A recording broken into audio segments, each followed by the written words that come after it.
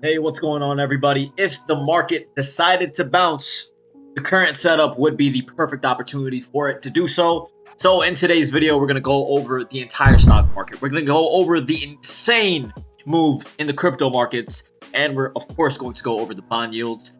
Thank you guys so much for all of your likes, your comments, and subscribes. I really appreciate all of the support. And without further ado, let's get started with the video.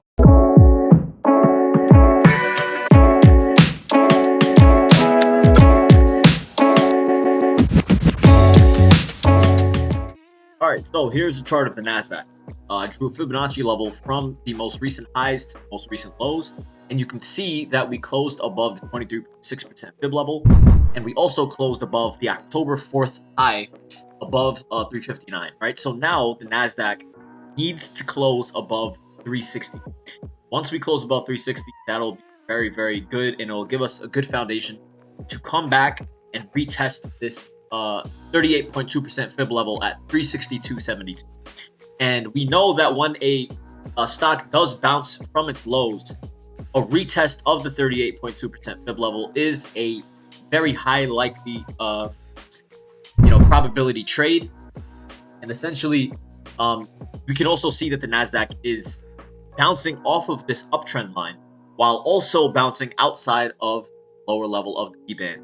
So if the NASDAQ does decide to touch the 38.2% fib level, the best time for it to do so would probably be this week. So especially given the fact that the MACD is also looking to cross above, and you can see that it's barely moving upward while the price of the NASDAQ is increasing very substantially. So that is very bullish, the fact that there's barely any movement in the MACD, yet we are moving upward very fast in the stock price. Okay, you can see the aggression in the RSI, right? But we don't see that aggression yet in the MACD, which means that there's still potential upside for the MACD. Okay, but of course, this thesis of mine doesn't really make any difference if we start closing below 358. So essentially, this 358 level is very important for the NASDAQ, and then of course the lower support trend line is also another very important support level for the NASDAQ, right? But overall, in the short term, we could continue to bounce. But overall, it really all truly depends on the 30-year yield. So let's go ahead and take a look at what's going on with the 30-year bond. Essentially, the 30-year bond is teetering on the brink of destruction. You can see that it crossed below this level of support earlier today, but it looks like we're going to close above, right? And essentially, if the 30-year bond hold above this level, then that will be very bullish and give enough steam for the equities market to continue going higher. Because of course, the 30-year bond increasing means that the NASDAQ will increase. And when the 10-year yield increases, that is a good indication that the IWM or the Russell 2000 increase. Okay, so the fact that we're holding support on the 30-year bond is very bullish for the NASDAQ. But of course, this is not the best situation. It's like really just, it's a toss-up at this point. So any positions that you do have in the short term, they have to be something that you're willing to risk losing. Because currently, the environment short term is very it's not stable at all, because the 30-year yield is looking so bearish. So the 10-year yield, of course, continuing to break out, and essentially when this is going up, it means that investors are looking to take on more risk in the stock. Okay, so in the short term, this should technically be a good indication that the stock market would go up. But because we have this extreme weakness in the 30-year yield, the 10-year yield breaking out is not a big enough justification for the stock market to bounce. Okay, so truly, the 30-year yield is, the big security that everyone's essentially watching. If this breaks and it starts puking, then the rest of the stock market is most likely going to really fall. And that's regardless of what the 10-year yield is. But currently, we do see that the 10-year yield is in a very bullish environment. So we know that investors and hedge funds are looking to take on more risk and riskier trades. Very quickly, the IWM held this 217.50 level very well, and it closed above, but of course it closed right at this 220.19 level of resistance, and that's really truly it. The IWM needs to continue going up, but it depends on the 30-year yield, essentially. If the 30-year yield falls, then the rest of the market is going to fall with it, most likely, right? So the IWM is basically, overall pretty bullish. MACD is oversold, so there is potential for the upside. The RSI is stagnant, and we are holding support, so that's fine. I mean, things do look, somewhat more bullish on the IWM. And for the SPY, we closed above multiple levels of resistance as well, and above this 26% fib level, similar to the NASDAQ.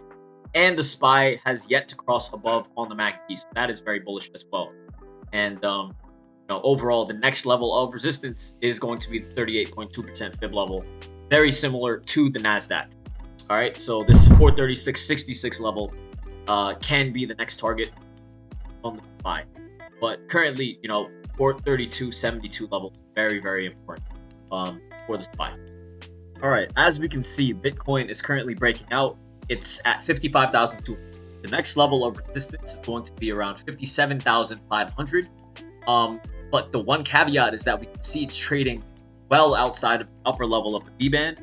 So what can happen is we could come back, retest this 52 to 53,000 level, and then we'll make a decision whether we'll fall back down to 50 and consolidate a bit, or if we will just make a small dip to 53,000 and then bounce on higher into the highs. Similar to what we did when we did break into 48,000 right here.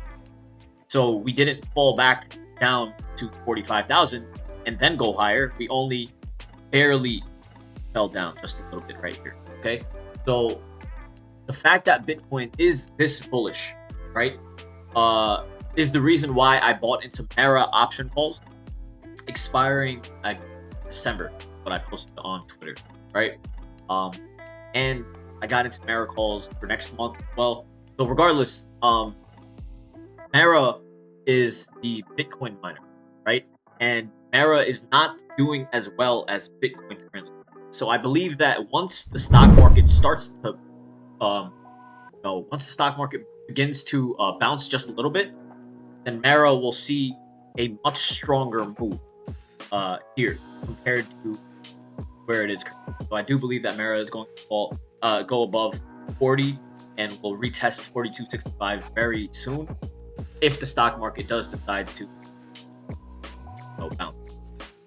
See how strong Bitcoin is. So Mara usually does the exact same thing, if not, but that all depends currently on the stock. So there's the analysis on Bitcoin, right? And of course, Ethereum is still lagging a bit behind.